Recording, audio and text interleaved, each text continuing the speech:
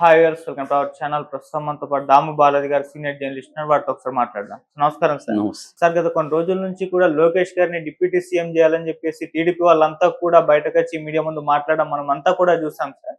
అయితే ఇప్పుడు నిన్న హైకమాండ్ రియాక్ట్ అయ్యి అసలు ఇటువంటివన్నీ కూడా ప్రచారం చేయకండి, మీడియా ముందు ఏం మాట్లాడకండి, డిప్యూటీ సీఎం వ్యవహారం మేము చర్చలు చేసుకుంటామన్న తర్వాతే మాట్లాడండి అని చెప్పేసి వీళ్ళ హైకమాండ్ నిర్ణయించని చూస్తున్నాం సార్.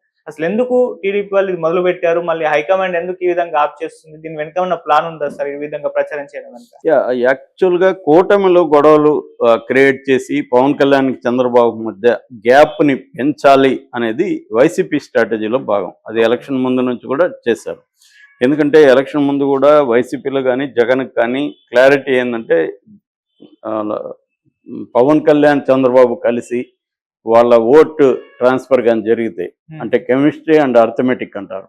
సో కెమిస్ట్రీ జరగాలి, అర్థమెటిక్ అంటే ఓటు ట్రాన్స్ఫర్ జరగాలి. ఇవి కానీ జరిగితే మనకి ఛాలెంజ్ అవుతుంది అనేది జగన్కి ముందు నుంచి ఐడియా ఉంది. అందుకనే పవన్ కళ్యాణ్ని టార్గెట్ చేస్తూ ఒక పక్క, రెండోది పవన్ కళ్యాణ్ని చంద్రబాబు నమ్మడని, చంద్రబాబు వెన్నుపోటు పొడుస్తాడని, లేకపోతే చంద్రబాబు దగ్గర ప్యాకేజ్ తీసుకున్నాడని, ఇలా రకరకాలుగా వాళ్ళు ట్రై చేస్తారు.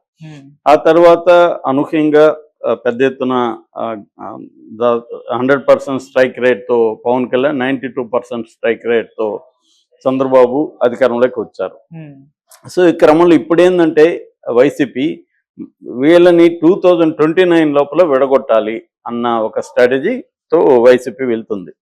అయితే ఈ క్రమంలో వీళ్ళిద్దరి మధ్య కూడా కొంత ఇబ్బందులు అయితే మొదలైనాయి. ఎందుకంటే పవన్ కళ్యాణ్ తన వల్లనే తెలుగుదేశం అధికారంలోకి వచ్చిందనేది పవన్ కళ్యాణ్ నమ్ముతున్నాడు.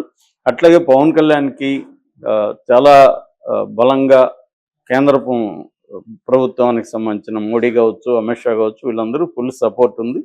అంటే బీజేపీ జనసేన ఆల్మోస్ట్ ఒకటే అన్న రీతిలో ఉన్నాయి. పవన్ కళ్యాణ్ కూడా కంప్లీట్ ఎక్స్ట్రీమ్ బీజేపీ కంటే కూడా ఎక్కువగా హిందుత్వవాదికి లాగా మారిపోయాడు.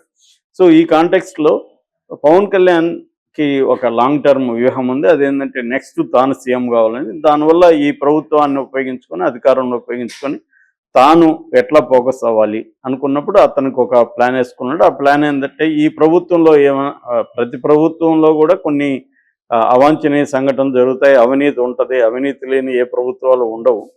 దాన్ని ఉపయోగించుకొని దాన్ని పబ్లిక్లోకి తీసుకురావడం ద్వారా తాను ఒక రెబల్ లాగా, తాను ఒక ప్రతిపక్ష నాయకుడిలాగా చేయడం ఒకటి. రెండోది, ఈ ప్రభుత్వాన్ని నేను పైనుండి శాసించగలను అన్న ఒక సిగ్నల్స్ని జనంలోకి పంపడం. ఈ స్ట్రాటజీతో పవన్ కళ్యాణ్ స్టార్ట్ చేశాడు. అందుకని మనకి హోమ్ మినిస్టర్ అనిత ఇష్యూ కావచ్చు, తర్వాత తిరుమల లడ్డు కావచ్చు, తర్వాత కాకినాడ షిప్ కావచ్చు, తర్వాత అక్కడ ఎవరినో ప్రభుత్వ అధికారిని వైసీపీ వాళ్ళు దాడి చేసినప్పుడు ఆయన వెళ్ళిపోవడం కావచ్చు, దాని తర్వాత మొన్న తిరుపతి తొక్కిసలాట కావచ్చు, రీసెంట్గా డీజీపీ మీద ఆయన మాట్లాడిన పిఠాపురంలో వైలెన్స్ లేకపోతే క్రైము, గాంజా ఎక్కువైపోతున్న ఆయన స్టేట్మెంట్ ఇవ్వడం కావచ్చు, అన్నీ చూస్తూ ఉంటే పవన్ కళ్యాణ్ ఏంటంటే ఆయనకి ఎప్పటికప్పుడు ఏదో ఒక ఇష్యూని తీసుకొని ఈ గవర్నమెంట్కి యాంటీగా మాట్లాడడం, ఈ గవర్నమెంట్ పెట్టిన అధికారులకు యాంటీగా మాట్లాడడం, ఇవన్నీ చేస్తున్నాడు. ముఖ్యంగా లోకేష్కి ఆయన థ్రెట్ క్రియేట్ చేస్తున్నాడు. ఎందుకంటే ఈ ప్రభుత్వంలో పాలసీ మేకింగ్ అంతా చంద్రబాబు చూసుకుంటున్నాడు, ఎగ్జిక్యూషన్ అంతా కూడా గవర్నెన్స్, ఎగ్జిక్యూషను, నియామకాలు, తర్వాత వనరులు ఎవరెవరు ఎలా పంచుకోవాలి, ఇవన్నీ లోకేష్ చూస్తున్నాడు. అంటే రియల్ పవర్ లోకేష్కి ఉంది. ఒక రకంగా డిఫాక్టో సీఎం లాగా లోకేష్ బిహేవ్ చేస్తున్నాడు. దీన్ని పవన్ కళ్యాణ్ అటాక్ చేయడం మొదలుపెట్టారు. అంటే లోకేష్ పవర్ని పవన్ కళ్యాణ్ అటాక్ చేస్తున్నాడు. సో ఇది పెరిగే కొద్దీ లోకేష్కున్న ఒక టీము కానీ, లేకపోతే లోకేష్ వెనకున్న మొత్తం తెలుగుదేశం ఎమ్మెల్యేలు కావచ్చు, అందరూ కూడా థ్రెట్గా ఫీల్ అవుతున్నారు.